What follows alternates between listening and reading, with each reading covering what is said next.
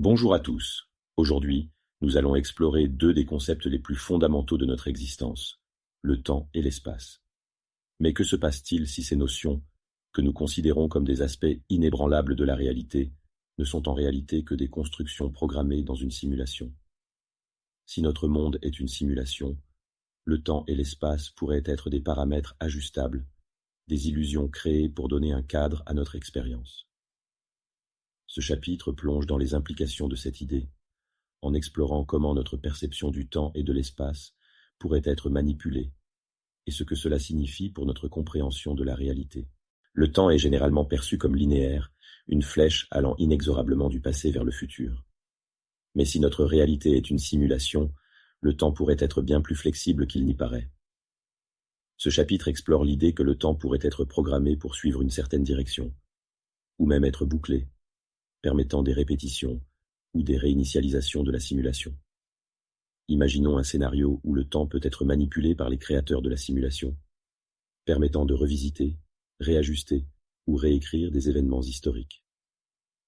Si le temps est en effet une boucle ou une structure programmable, cela soulève des questions sur la nature du passé, du présent et du futur, et sur notre capacité à en comprendre les véritables dynamiques.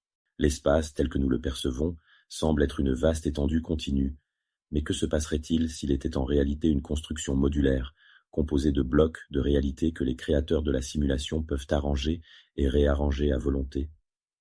Ce chapitre examine l'idée que l'espace pourrait être programmé de manière à créer l'illusion d'une continuité, tout en permettant des manipulations à une échelle que nous ne pouvons même pas imaginer. Les lieux pourraient être chargés ou déchargés selon les besoins de la simulation, rendant certains espaces accessibles uniquement à certains moments ou dans certaines conditions.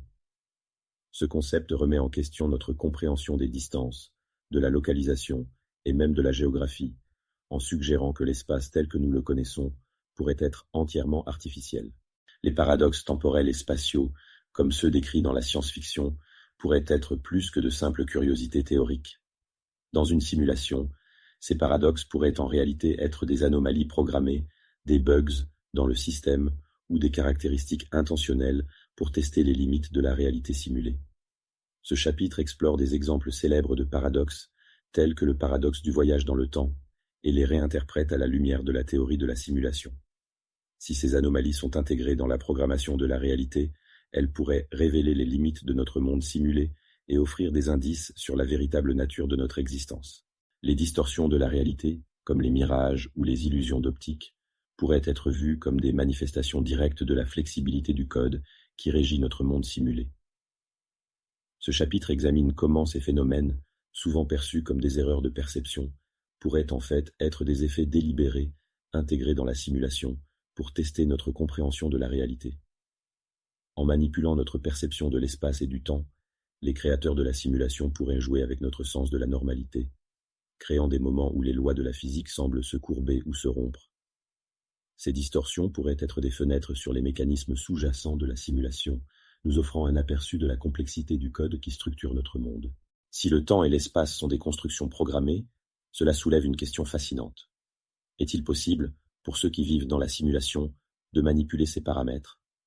Ce chapitre explore l'idée que, à mesure que notre compréhension de la simulation progresse, nous pourrions découvrir des moyens d'interagir avec le code qui contrôle le temps et l'espace. Que ce soit par la technologie, par des états de conscience altérés, ou par d'autres moyens encore inconnus, la possibilité de manipuler le temps et l'espace pourrait révolutionner notre perception de la réalité. Imaginez un monde où vous pourriez ralentir, accélérer, ou même inverser le temps, ou où vous pourriez remodeler l'espace autour de vous à volonté. Ce chapitre propose des réflexions sur les implications de telles capacités pour notre avenir. Le temps et l'espace, deux piliers de notre expérience quotidienne, pourraient être des illusions programmées dans une simulation. Si ces concepts sont réellement manipulables, cela change radicalement notre compréhension de la réalité et de notre place dans l'univers. En explorant la nature programmable du temps et de l'espace, nous commençons à entrevoir les véritables limites de notre existence simulée. Si ces idées vous passionnent, faites-le moi savoir, et je serai ravi de créer des vidéos encore plus détaillées pour plonger dans ces sujets fascinants. Merci de m'avoir suivi dans cette réflexion sur la perception du temps et de l'espace dans une simulation, et continuons ensemble à explorer les mystères de notre existence.